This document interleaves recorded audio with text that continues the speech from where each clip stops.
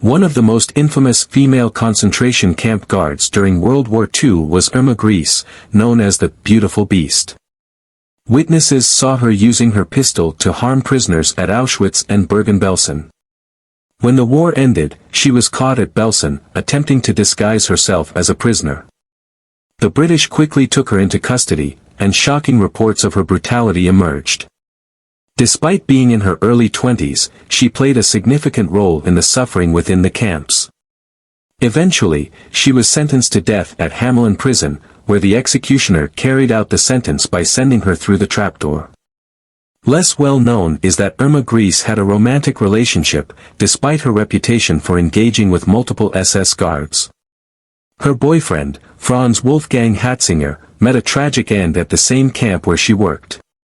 He lost his life to typhus, a disease that was spreading rapidly and killing hundreds each week. Franz Wolfgang Hatzinger was born on June 22, 1909, in Mies. He was a Sudeten German, part of the German-speaking community in the Sudetenland, a region given to Germany after the Munich Agreement.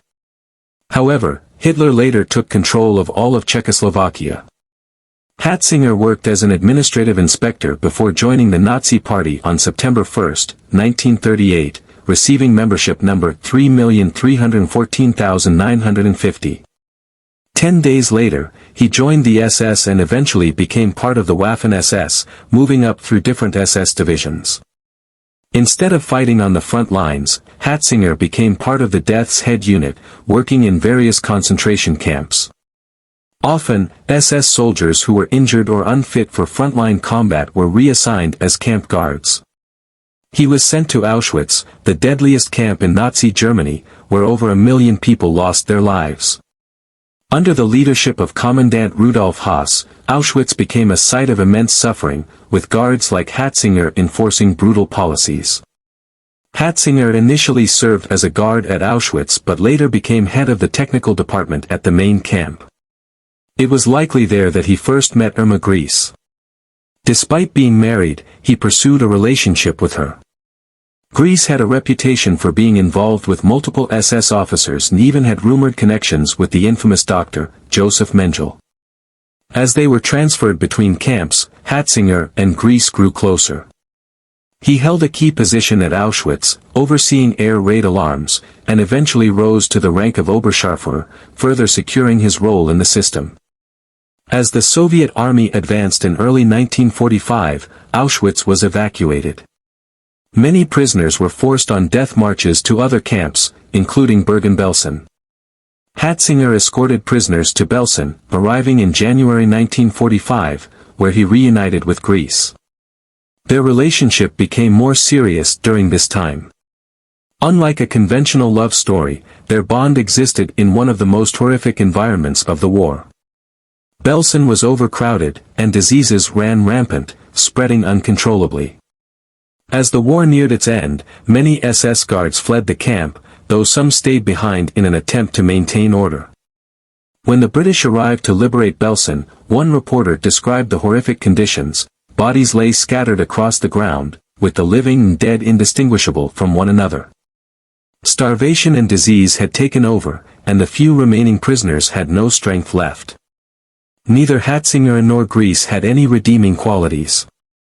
They both played active roles in the suffering inflicted upon prisoners. Hatzinger helped run Auschwitz, overseeing operations that led to mass deaths.